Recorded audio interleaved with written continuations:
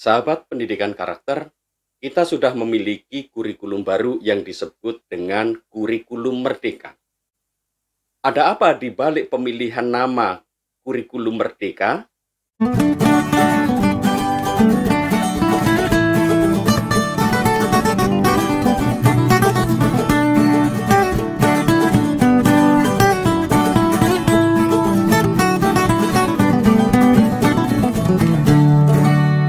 Tanya Pak Doni saja.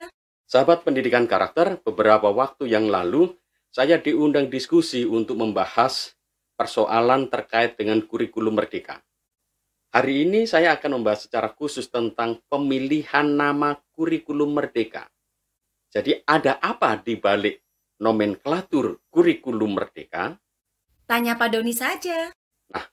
Untuk menjelaskan ada apa di balik kurikulum merdeka, saya ingin mereview kembali diskusi saya dengan teman-teman para pegiat pendidikan dalam acara Ngopi Seksi, ngobrol pintar seputar edukasi. Ikuti diskusi singkatnya. Nah, sebenarnya kalau saya lihat perubahan nomenklatur dari prototipe, kemudian sekarang itu disebut kurikulum merdeka. Ini kurikulum merdeka itu huruf besar ya, artinya ini memang sebuah nomenklatur. Nah, kalau kita lihat ini sebagai sebuah nomenklatur, nama kurikulum merdeka ini adalah sebuah motivasi ya. Ini sebenarnya menunjukkan motivasi dari pembuatnya yang kalau kita berpikir tentang pendidikan masa depan Indonesia yang jangka jauh, ini sebuah pemilihan nama yang sifatnya itu jangka pendek, Mas. Jadi pemilihan nama sebagai kurikulum merdeka saja ini sudah secara implisit menunjukkan para penggagasnya ini visinya tidak jauh, Mas. Kenapa saya katakan gitu? Karena sebagai sebuah nomenklatur bagi kurikulum sebuah bangsa ya, ini seharusnya netral, tidak kental dengan program kementerian. Dan di sini kan kurikulum merdeka ini sangat sangat kental dengan program kementerian. Dan saya yakin kalau nama kurikulumnya kurikulum merdeka bukan sebagai sebuah nama yang netral dan visioner dan pas gitu untuk Indonesia, maka ini nggak panjang umurnya, Mas. Nasibnya itu akan sama dengan K13. Jadi kalau merdeka itu adalah spiritnya, sebaiknya itu ditata di dalam spiritnya, rohnya, bukan dalam namanya. Karena nama kurikulum merdeka itu hanya di era ini saja. Nanti ganti menteri, ganti kurikulum, Mas. Dan ini sama nasibnya dengan kurikulum 2013 yang lebih aneh lagi menurut saya kan. Kurikulum 2013 itu terbatas waktu, kurikulum merdeka di satu sisi oke, itu nggak terbatas waktu, tetapi terbatas kelompok kepentingan, dari program-program kementerian yang sekarang. Kan semuanya itu istilahnya merdeka, merdeka, merdeka.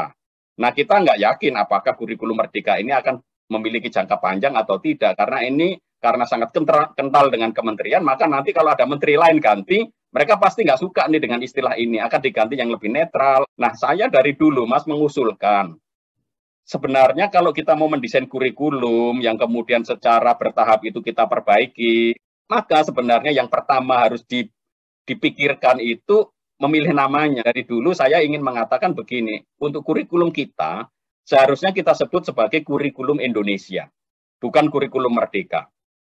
Kalau kita memilih kurikulum merdeka, itu sebenarnya mencerminkan identitas pendesain kurikulum ini yang hanya memiliki visi jangka pendek, berbasis kelompok kepentingan tertentu. Ya, kepentingan apa ya? Kepentingan program-program kementerian sekarang ini.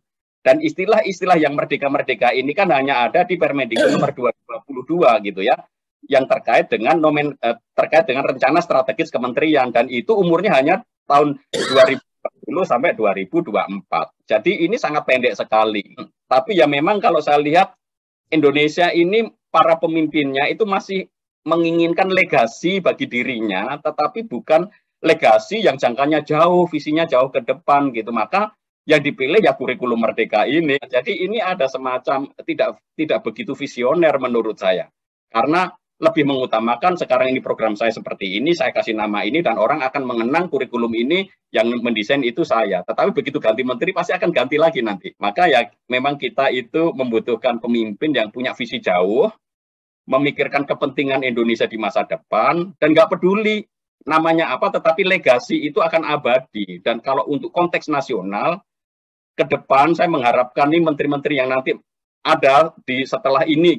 Kalau mau ganti, itu gantilah dengan nama kurikulum Indonesia. Karena kalau kurikulum Indonesia, ini akan memiliki makna besar ketika kita berbicara dalam konteks internasional. Orang internasional mengatakan Indonesian kurikulum. Oh, berarti kurikulum Indonesia seperti apa? Ya kayak gini ini. Dan ini sangat visioner dan didesain sesuai dengan tujuan yang jangka panjang. Itu pendapat pribadi saya ya. Dari sisi pemilihan namanya sebagai kurikulum merdeka, ini menunjukkan bahwa visinya itu pendek, Mas. Cuman sampai 2024 saja gitu ya. Kecuali mungkin ya paling-paling kalau misalkan berlanjut lagi sampai 2028. Itu berhenti di situ. Setelah itu pasti akan ganti lagi dan akan sangat disayangkan. Momen yang sangat bagus untuk memiliki kesempatan mentransformasi bangsa dengan visi jangka jauh, ternyata berhentinya hanya di situ saja. Sangat sayang sekali. Sahabat pendidikan karakter, ternyata di balik pemilihan nomenklatur kurikulum merdeka, kita melihat fakta-fakta di balik sebuah fenomena kebijakan pendidikan. Sahabat pendidikan karakter, Anda menyaksikan program Tanya Pak Doni saja. Tanya Pak Doni saja. Analisis kebijakan pendidikan terkini, kritis, objektif, dan transformatif.